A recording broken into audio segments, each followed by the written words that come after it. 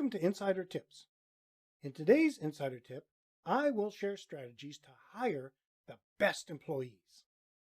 I have seen hospitality property owners go from one extreme to another when hiring employees.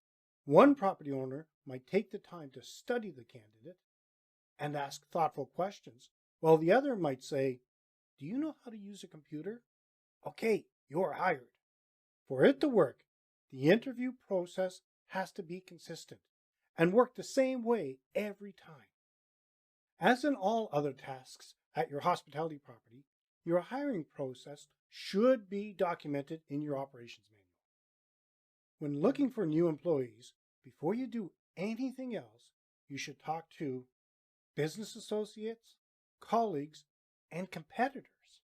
You might find that a little strange, but if you have a good working relationship with your competitors, they could be an excellent resource. Hiring great employees is imperative for a smooth operation. For this reason, over the next couple of episodes, I'm going to dive further into the hiring process. Well, that's it for today's tip. Don't forget to subscribe so you don't miss any future Insider Tips, and make sure you join the best group for you. KeystoneHPD.com/insider-tips.